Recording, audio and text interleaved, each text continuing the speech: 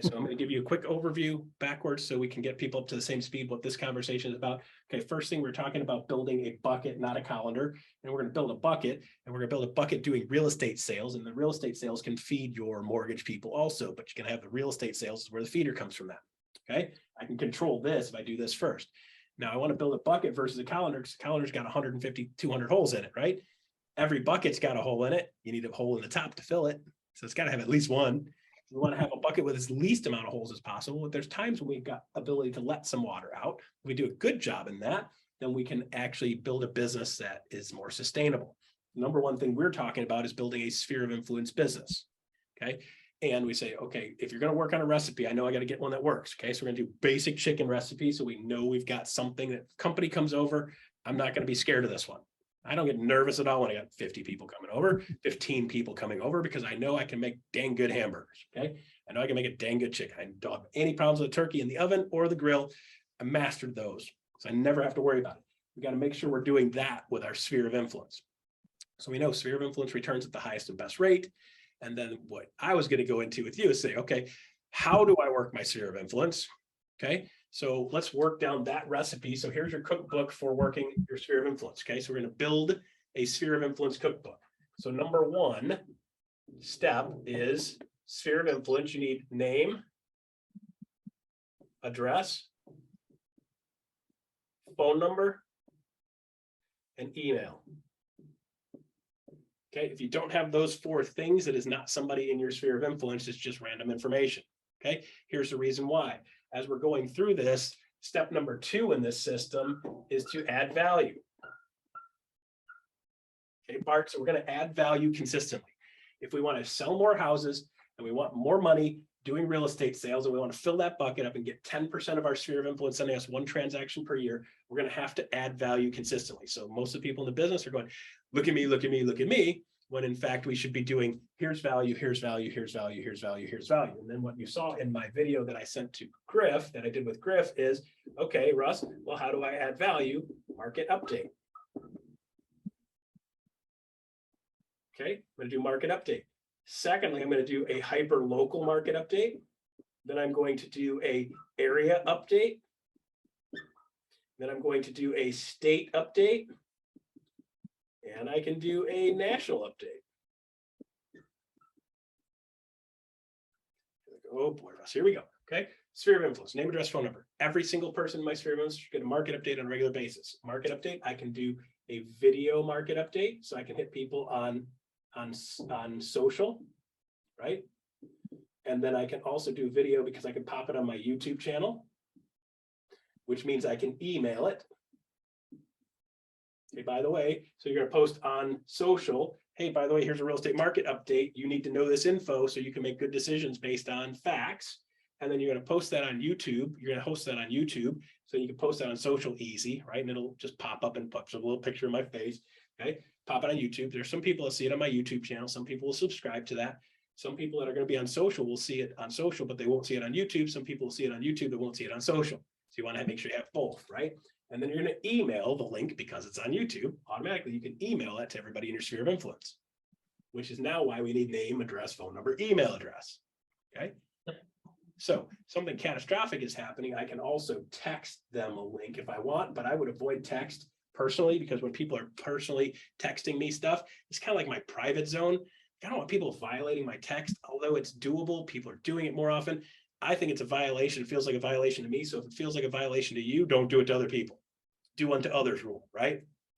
Okay, so I don't send that by text. Then what I'm going to do is I'm going to print out a simple version of this and I'm going to mail it to them in the mail. Lick it, stick it, ship it, right? Think of it like this. You're sending something to somebody else that you licked and then they touch it. Disgusting, it's funny, and now you remember, right? Okay. So that's why we need their address. And then people will say to me, Bart, people will say to me, Russ, but you don't understand, man, people don't want to give me their home address. I'm like, well, if they ask me for a real estate market update, which they do every time I'm talking to them, they're like, hey, what's going on in the real estate market? On Saturday, sister-in-law goes, hey, Russ, what's going on in the market? Like, you're in the real estate business. Like, why are you asking me? Right? Well, I'm the expert on that, right? So then I will say, hey, by the way, did you see my real estate market update? No? Great. Well, give me your info and I'll shoot it to you. Okay. By the way, every once in a while I mail something out too. So where do you want me to mail it? And people give me their info voluntarily because I've got something they want. Have something they want, they're not going to want it. Okay. So you got to have something they want. Okay. So I'm going to do local because I want to be hyper local expert. But saying real estate is becoming more hyper local. And then number two, I want to do the area because who knows, people in the area move within the area to the area. And then state, people in the state move across the state and so forth. And then national, are there people moving in and out of your state? Yes. So might as well do all of them. I could do them all at the same time in the span of like an hour, 2 hours. I could do all 3-4 videos. They're like 2-3 minute videos, and then put that information together and then start disseminating that info. Okay. So people say, well, Russ, well, what about calling people? Sure. I will call them after I have delivered value. We're saying, well, Russ, I don't want to call people. Well, that's because you haven't delivered value. If you delivered value and I call, hey, this is Russ, I sent you the real estate market update. Did you get it? Yes, great. Did you notice this part? Yeah, good. Just want to make sure you caught that. Okay. Everybody else is talking fear and nonsense. We're talking facts and figures.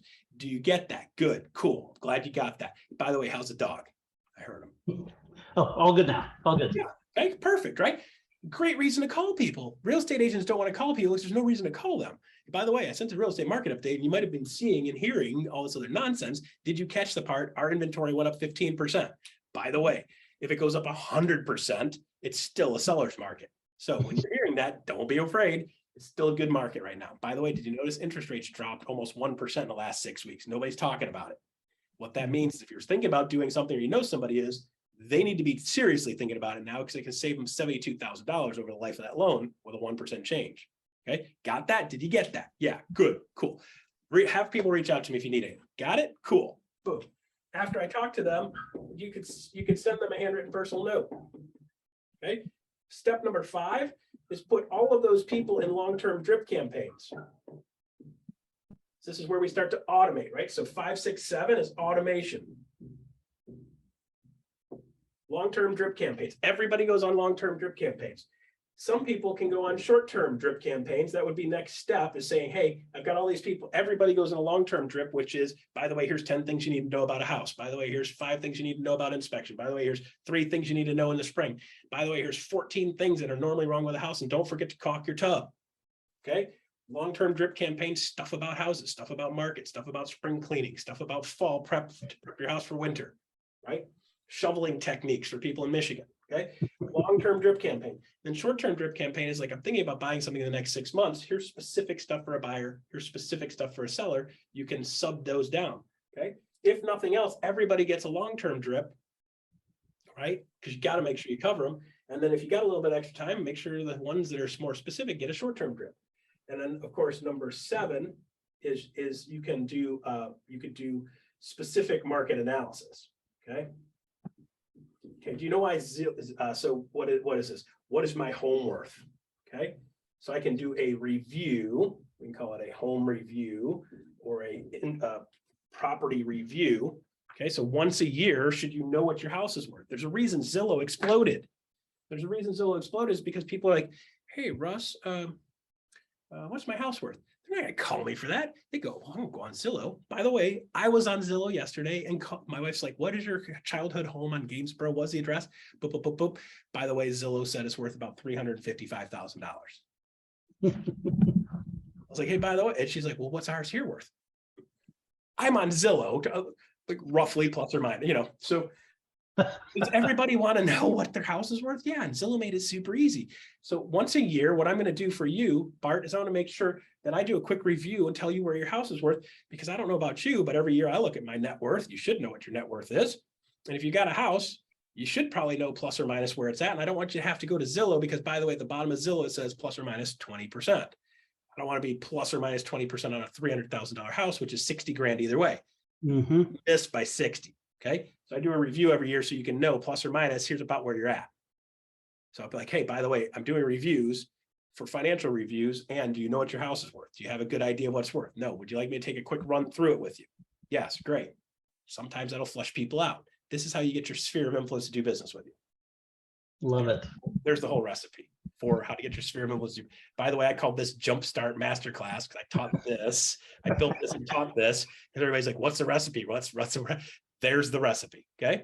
So I'll stop the video now. We can send that to other people. There's a recipe on how to get your sphere to come to you.